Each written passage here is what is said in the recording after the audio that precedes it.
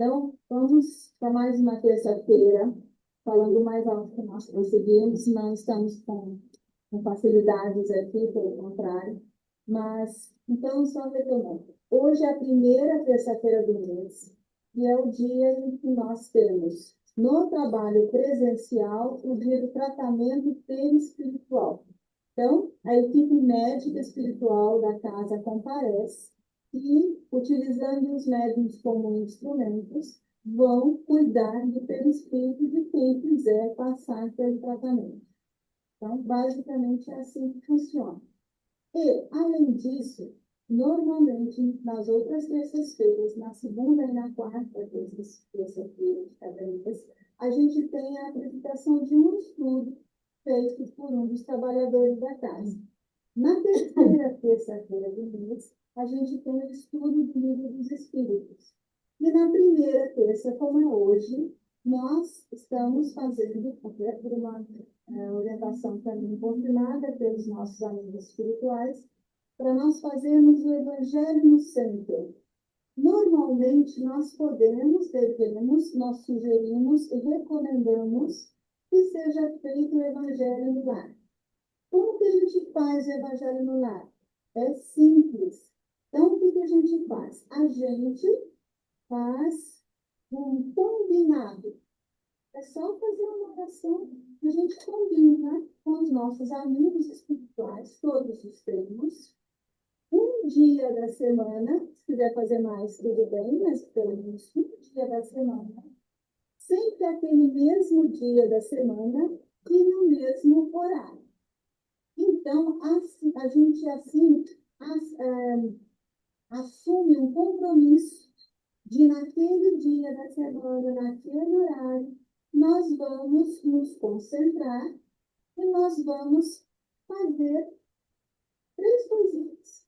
Sim, nós colocamos uma jarra de água em cima da mesa, nós pegamos um ou dois livros, quem quiser. Lá em casa a gente pega três.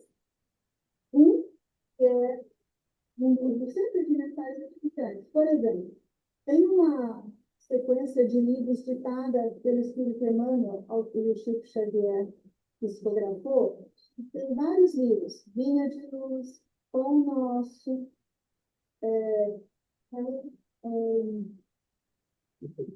Seifa de Luz,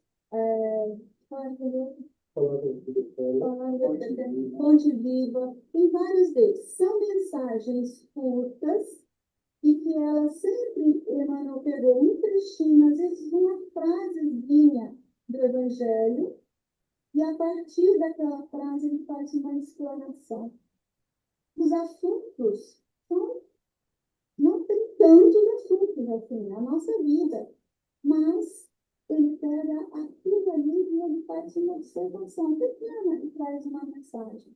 Então a gente lê aquilo, lê em voz alta, porque mesmo que nós façamos o Evangelho no lar, sozinhos, encarnados, eu posso estar sozinha por muitas vezes, sozinha na minha casa, mas eu sei que eu não estou sozinha, bem acompanhada. Sempre haverá amigos espirituais presentes. E muitas vezes, se a gente tem este compromisso e cumpre esse hábito, também são trazidos ao nosso lar para aprender conosco amigos espirituais. E os nossos mentores, os amigos espirituais com uma elevação maior, eles vão se utilizar do nosso aprendizado para também ajudar outros amigos espirituais.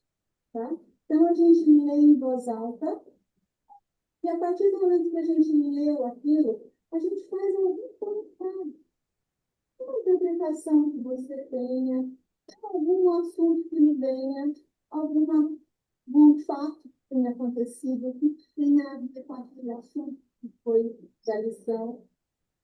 É possível você pegar, por exemplo, o Evangelho segundo o Espiritismo. Não sei se vocês sabem, mas o Evangelho segundo o Espiritismo não é a Bíblia. É trechos, é um compilado de trechos do Evangelho, em que espíritos trouxeram mensagens E Allan Kardec compilou e foi trazendo também comentários a respeito daquilo que foi trazido no ensinamento por Jesus, né? Porque nós somos cristãos. Então, de uma forma geral, é muito fácil falar que eu sou cristão. Mas realmente o verdadeiro cristão é aquele que busca não só seguir, praticar os ensinamentos de Jesus. A nossa vida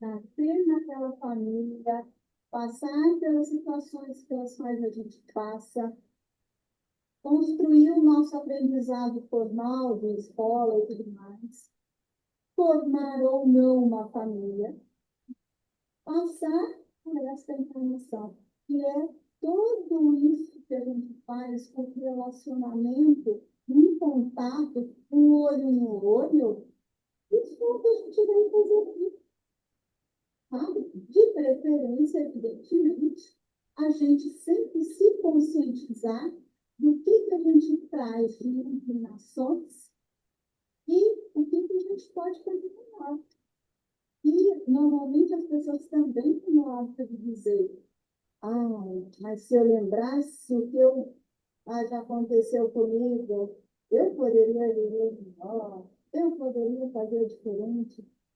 Gente, o esquecimento é uma bênção, é uma proteção, porque a gente talvez não suportasse saber o que foi que a gente fez ou o que fizemos. Então, a nossa missão aqui é viver. No lugar que a gente está, tem uma mensagem que rola na internet, que é muitas vezes, aliás, na maioria das vezes, atribuída a Chico Xavier. Não foi Chico Xavier que psicografou essa mensagem.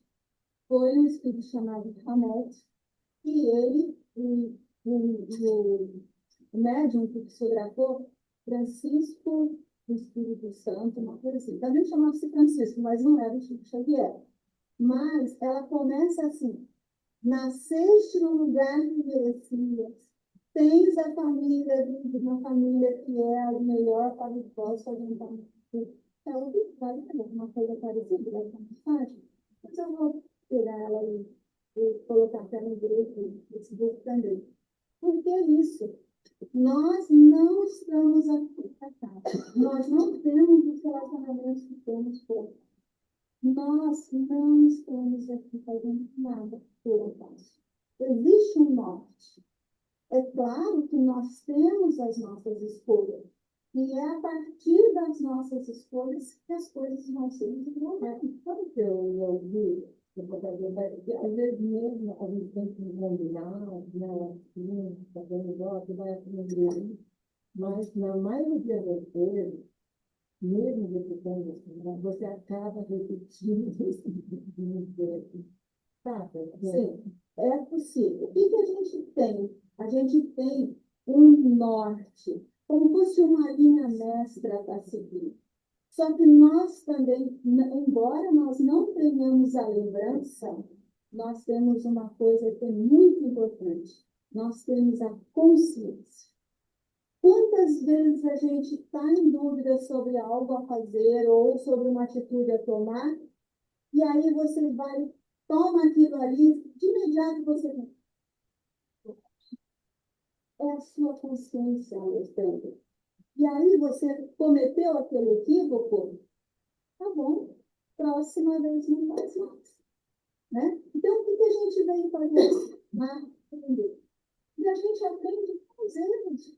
Aprende, não tem outro jeito. E a gente aprende quando está perto. E a gente aprende também. Alguém já ouviu falar de alguém fazer fazer musculação e depois ficar com a musculatura dolorida? O aprendizado da vida é a musculatura espiritual. Então, ela fica dolorida. Mas o importante o que é? É a gente manter a disposição, manter a esperança, manter o ânimo. E quando a gente está se sentindo mais enfraquecido, vamos procurar ajuda. Né? Vamos passar uma boa, lembra?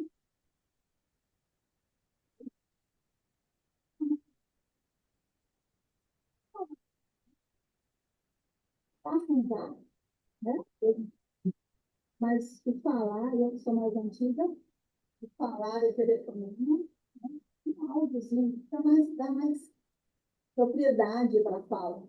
Quantas vezes você escreve alguma coisa e a pessoa entende diferente? Porque não há ponto de interrogação nem emoji que traduza a sua entonação de voz. A energia que você põe naquilo que você está falando. Né? Então, isso faz diferença.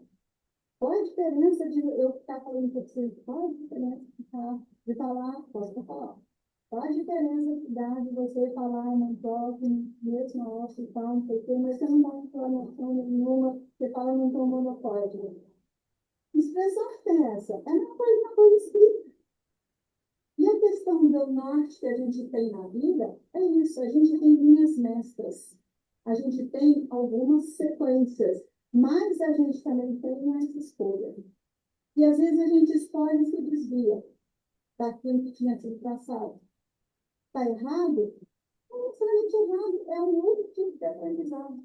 Eu costumo dizer aqui que, assim, eu fico imaginando, às vezes, por imagem, que o nosso planejamento reencarnatório é feito um super, hiper, mega, blaster computador.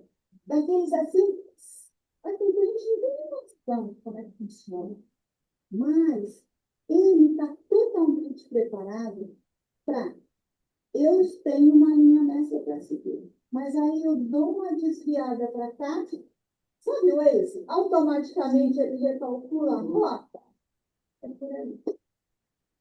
Então, é uma forma muito simples de a gente pensar, mas é algo que vai trazendo para a gente uma ideia. Você ia falar uma coisa, a gente falar sobre esse projetinho mestra, e eu me lembro desse componente então. Você pode falar um pouco sobre isso, então, porque quando a gente, quando a gente tem a consciência de que não, é o não, mas sim. Sim, tem televisão também. Né? Que a gente desenvolve então, e a gente tem já isso, não é uma racionalização. Pode ter as duas coisas, e a gente só vai aprendendo isso fazer. Não tem uma receitinha de bolo, mas a gente vai afinando. Quanto mais você vai se apercebendo do que você sente quando você toma uma atitude que seria a mais adequada para a sua tarefa. Tá? Eu vou falar de uma forma muito simples, mas é que meu pai. Eu tenho um livro. Tem uma. Tem um trechinho dela, que nem é inteira, né? Foram muito engraçadas. Que ela fala assim: é, quando você vai tomar uma decisão, você busca jamais ouvir a voz do coração. Você vai ouvir a voz do seu coração.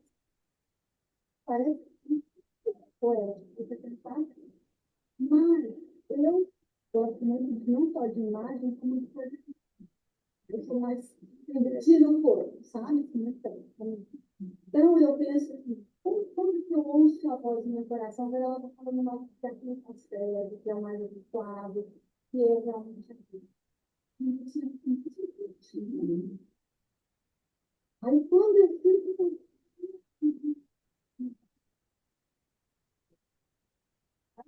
Então,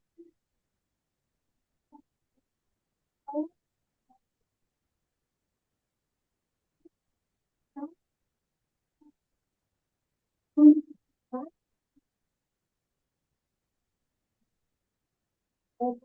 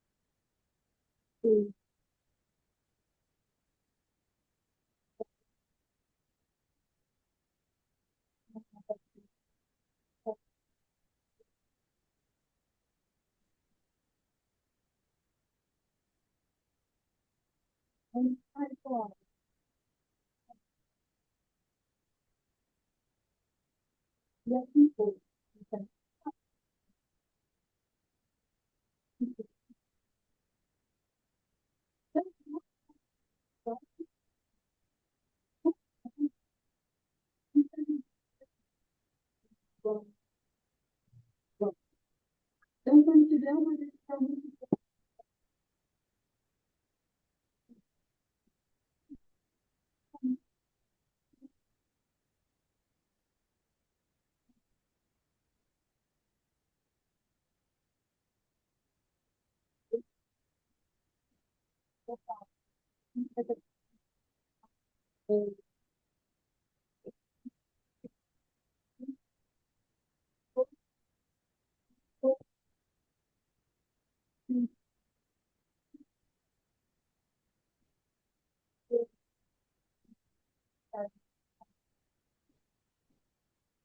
ele precisava ter dado, não deu, na conta que precisava ter dado, eu vamos pensar. Olha que vier o pensamento, fala, por que eu tinha pensado nisso?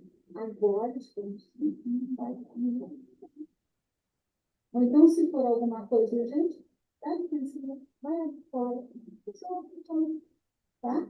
É isso que a gente pede. Porque quem está aqui está emanando energia o tempo inteiro.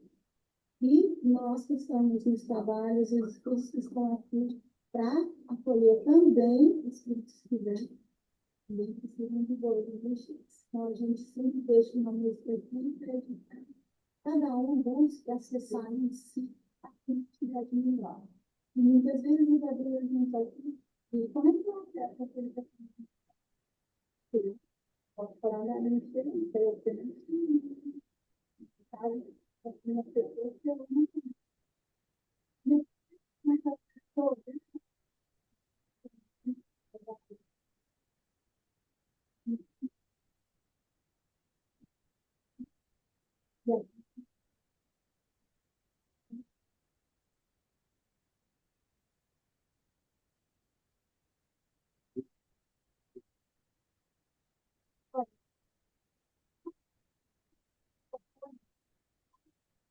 também, mas também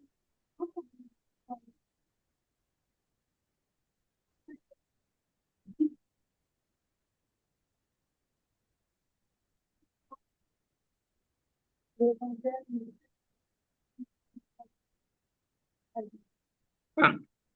Bosta. uma lição, vai sair uma lição, a gente comenta sobre ela. Depois você faz uma oração, certo? Você pode ler uma, duas, três lições, como você achar melhor, comenta em voz alta. Façam isso na casa de vocês. Vocês vão estar fazendo com que a higienização espiritual do seu lar seja muito. E posso garantir, não só do celular, mas de todos os outros, tá bom? Então,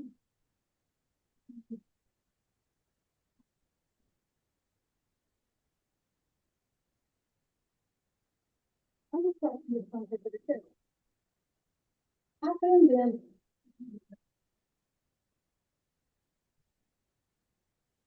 Formar foi, não só da, da voz antes. Isso está me deixando chateado por conta. Cada vez que as circunstâncias te induzam a ouvir as verdades do Evangelho, não admitas que o acaso esteja presidindo a semelhantes eventos. Forças ocultas estarão acionando a oportunidade, a fim de que te informes quanto ao teu próprio caminho. Não te faças, pois, desatento, porquanto a breve espaço serás naturalmente chamado pela vida para testemunhar. Observa a escola e as disciplinas com que se formam determinados profissionais. Acadêmicos de medicina ou condições para curar os doentes ou auxiliá-los. Estudantes de engenharia estudam ensinamentos para que os apliquem às técnicas das construções no plano terrestre. Contabilistas gastam tempo de modo a garantirem a sustentação do comércio na arte de fazer contas. Tecelões assimilam princípios em torno de certas máquinas para atenderem oportunamente à indústria do fio. Qualquer estudo nobre é aquisição inapreciável, mas se mora estanque na alma de quem aprende. Mas se mora estanque, né, se fica parado, na alma de quem aprende, assemelha-se a pão escondido aos que choram de fome. Ouvir, sim, os preceitos da espiritualidade superior, mas agir, segundo nos orientam, por quê? Se sabemos que não fazemos o que o bem nos ensina, melhor for é não saber, para não sermos tributados com taxas de maior sofrimento nas grades da culpa. Fica aí.